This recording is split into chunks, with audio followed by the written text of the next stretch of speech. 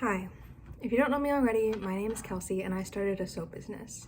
Let's talk about all the mistakes I made along the way and how I'm going to fix them. Because right now, my shop is in its pre-opening or pre-launch era, meaning that my friends and family mainly know about this shop.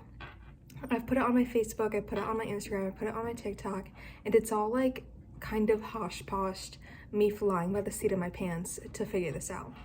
And I did it this way because that's how I learn. I learn by just doing. So I just did. So I've made a lot of mistakes along the way and I knew that was going to happen. I purposely did this to make the mistakes. And my plan now is to basically restart. So this is me restarting the business and everything that I've learned along the way. I guess let's start with what is my business, what do I make? I make handmade soaps for sensitive skin, and basically I was having a really hard time with my sensitive skin. I was getting eczema and acne and hives over everything. And a while ago in my life, I was working 90-hour weeks and I wasn't prioritizing self-care.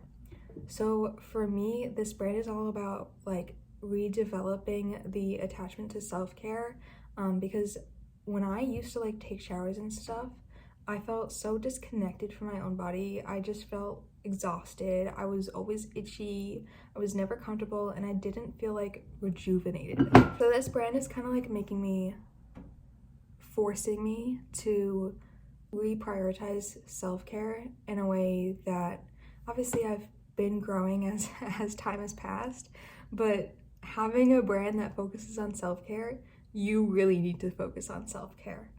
So if you're a small business owner and you're trying to figure everything out, this would be a great video for you to watch. I actually have a master's degree in accounting and have literally thought about finances my entire life. Or if you're curious about my brand, then you can watch this video. Or if you just want to have a cozy, relaxing time and low-key talk about finances, this would be a wonderful video for you to watch. Let's have some fun. Okay, we're gonna break this down into administrative problems that I ran into and their fixes, personal problems that I ran into and their fixes, and just overall thoughts in conclusion. So first things first is administrative problems that I ran into. Oh, actually, let's back up. I do work a full 9 to 5 and I only run the business that I'm doing from 6:30 to 9, right? Like those are my after-hour work hours. But I usually get home around 7, so like maybe like 8 to like 11. That's what's happening, but we'll talk about that in a second. Okay, administrative problems, and these are pretty much all the same, and I also knew every single mistake I was making as I was making them, because again, I have a full degree in this stuff, but I still made them anyways, because we'll talk about it. Okay. First mistake is not applying for my EIN number right away, because I thought it'd be this giant form that took ages to fill out, and also you can only fill out the form from Monday to Friday, like 7 a.m. to 7 p.m. So I just didn't do it, and I procrastinated because I thought it'd be annoying. Well, guess who did it on the train in like 3 seconds and got their EIN number right away? Me. So if I was to do it again, I would just do it right away because nobody told me that it was that easy. Like I didn't know. So I'm telling you, it is really easy. If you're harping on it, just stop, do it right away, because there's no reason that you shouldn't do it, because I did mine on the subway in like 5 seconds, literally before the train conductor even asked for my ticket. Like it was that fast. So that's what I would encourage you to do. Just get your EIN number right away, because there's no reason for you to procrastinate. Number 2 mistake is separate bank accounts or tracking your expenses. Obviously, because I didn't have the EIN number, I didn't have a bank account for the business. This is fine because I applied for sole proprietorship, meaning that those two can mix. It's fine if they mix as long as you're like tracking your expenses. Well, I buy all my soap supplies currently through Amazon, which is my personal account. So every single thing is like mixed in with my personal account, and having to go back and track each one and write them all down was annoying. So either write them all down as you're making them or have a separate bank account. That's what I would suggest. The other giant mistake I made is not having my shipping materials on hand beforehand. I would definitely recommend you do this, especially if you're starting an Etsy and there may be sales right away and you don't anticipate it. So I didn't think I'd make a sale in the first month, quite honestly, so I didn't have any shipping supplies or materials. So if you're listing on Etsy, I would say before you list, go measure whatever you're selling and find some sort of packaging for you to put it in, because if you don't have that on hand, it's going to delay your shipment out and that could ruin your reviews, and Etsy is all about having good reviews. And Also, I ended up paying so much for shipping because I didn't have like a discounted shipping account and I didn't know how to like work the Etsy shipping thing. So if you can get a scale, I actually don't have a scale. I just run over to USPS every time I want to go see. I put it on the scale, measure, and then I come back to my apartment, put it into Etsy, and then I go to FedEx to print out the shipping label, come back, put the FedEx label on, and then go back to USPS. So that is, and again, I just started, so I do have a scale coming in the mail now. I can avoid most of that. But that is just like something that I feel like you don't have to have that problem of, holy crap, somebody just placed an order and I don't have a way to ship it out. Like that's such an easy thing to avoid that I just didn't do. Because I didn't think I'd get an order, quite honestly. Certainly not that fast. So that's like another mistake. And don't spend that much on shipping because you don't need to. Just make sure you do your research beforehand. Obviously I couldn't because I was making like emergency orders basically. That is the administrative problems, meaning like the books of the business. Those are the mistakes I made when making the books of the business. And that's how to fix them. So number one is get your EIN number right away because there's no excuse for you to not. Unless you have an LLC, which you still need an EIN to even start business. So it might take longer to get to you, but you need to do it first anyways. But there's no reason to procrastinate because it takes actually 2 seconds to do. Number two is have a separate bank account or track your expenses as you're making them to make it way easier for you. And then number three was to figure out your shipping costs and shipping method before you even list the Etsy, because when somebody makes a sale, you want to be ready and you want your packaging to look good for that first order because that is a big deal. And ideally you want to be getting return customers, so that impression matters. So that's like the administrative stuff that I messed up on, that I purposely made on purpose, but like I knew I was making those mistakes as I was doing them, but I needed to start the business because I'm confused about whether you need to apply for sole proprietorship or LLC. I would say sole proprietorship is the way to go if you're just starting out and you don't know if you're gonna make money or if you want to continue this in a couple months. LLC will protect you from liabilities that you may be inclined to. Like I would actually recommend me to do an LLC because of the fact that people are using their products on their skin. So I am very open to liability and people can go over after everything I own. But because I just started out and I'm not making enough sales for me to warrant the cost of the like the cost of applying and keeping that up, then I am gonna wait till later to actually get an LC if I decide to. And sole proprietorship is just so much easier when you're starting out, and it's something that I would recommend to anyone except for someone who's open to giant amounts of liability. That's admin stuff. Let's hop into marketing. So marketing, I would say that my biggest mistake on marketing is even starting it before I had my brand identity established. I knew before I even like started selling the soaps that at some point I would wipe all my social medias and do a rebrand reveal because my cousin is designing or is supposed to be designing my brand identity basically. So I knew that at one point I wanted to have a giant reveal and I wanted to have followers to watch that reveal because I thought it would be cool.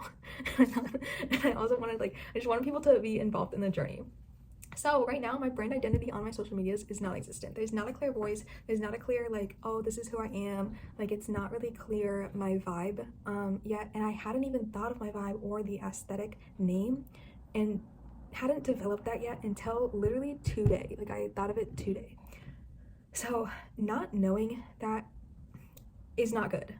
If you're starting your own brand, you should really be on Pinterest and knowing your whole brand identity before you start posting. Like I had made a Pinterest mood board and none of the posts that I have posted on my social media adhere to the mood board ideas.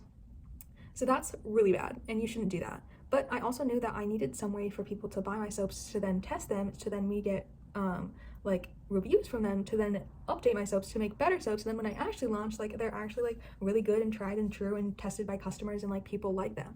But I wouldn't have known that if I needed to do this trial period basically.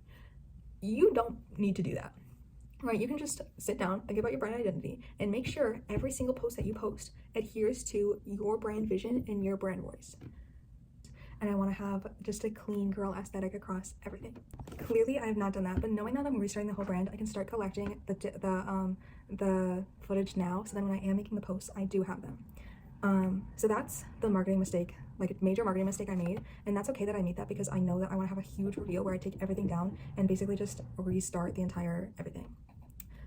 And this is kind of like the intro or like the soft launch into that, because this video will go up first on the YouTube channel, and then I'll start like slowly taking everything down on like Instagram and TikTok. So that's a giant marketing mistake that you can easily avoid by just sitting down with a pencil and paper and just make sure every single thing you post adheres to the brand vision you laid out for yourself. Next is a personal mistake I made. I do this quite often, is I will hyperfixate on things and I will rush into things.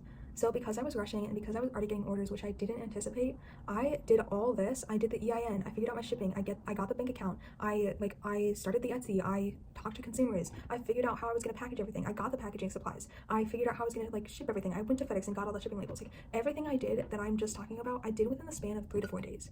So I was up, and again, I did work a full 9 to 5 job. So I was up till like 11 at sometimes, and sometimes the soaps that I've made in the past were not up to par. So I needed to rework them or look at them a different way to make them better, which is such a huge deal and such a time consumer. So I was up until like 11 every night trying to fix these soaps or figure out how I was going to sell them or like figure out how I was going to ship, because a lot of my inventory is still at my mom's house in Connecticut, which I don't have access to. So she has like half the inventory and I have the other half, which causes confusion for shipping, and it's just a pain to deal with. So that's just like a personal thing that I really had to deal with.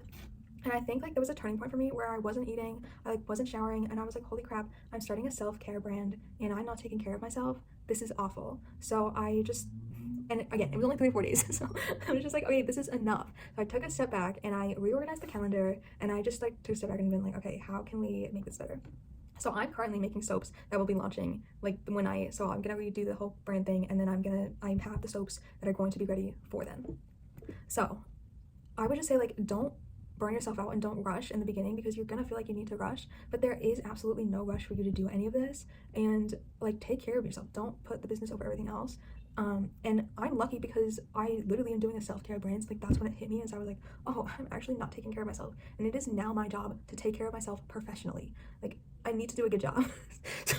so just like really take a minute and think about, how are you running your business, and is it sustainable for you? Like, are you drying yourself out? Are you exhausted at every end of the day? All I can think about still is soaps. But there's a difference between me consistently, like, I'm at the office, I'm thinking about it, right? I'm like at lunch and I'm looking at someone's skin, I'm thinking about it, and it just like pops up throughout the day. Where before, I feel like I rushed to get home to then like bang out everything that I could, right? I'd get my EIN number, I get the bank account, I would then edit another video, I would then like get all my packaging supplies. Like, I was doing that so quickly, and I feel like there was a rush and like a fire underneath me to get everything out done quickly, and like that's not sustainable. So I really want to just like make sure it's sustainable, and make sure that your space is set up for when you run a business, because I was over here like making my soaps and I didn't have my little sprayer, right? So then have not like very dangerous liquids around, like I don't have my sprayer and I'm looking everywhere for it. Like, that's not good. You need to have a designated space in a designated area to do things. Like, even my packaging supplies, it was kind of all over the place. So I took a day to just organize everything and to make it look like, okay, how is this going to be seamless in my life? And there's definitely like business expenses that I would like to make my life easier, like a printer. But I can't make this yet. Like, I'm not allowing myself to make this until I make enough money to buy a printer. Like, that's how I'm going to run the businesses. I'm not going to buy anything until I have the money to buy. So obviously I've already made like my initial investment into the company, but past that, I really want the business to self-sustain itself. So that's just how I'm running things, and a little bit about the mistakes. I am going to be posting clean talk or clean girl aesthetic videos from here on out, or self-care videos. Sometimes I'll post a little bit about the brand, but this is my intro video, and I hope you guys enjoyed, and I hope you guys liked learning. I hope you guys have a wonderful day, and do something to take care of yourself, and maybe that's buying one of my soaps. It's okay if not. If not, like, just do something small for yourself to take care of yourself, because it is so important to, and it's also really hard to sometimes. Like, it's really hard to take time for yourself. So that's my video for today. Bye, guys.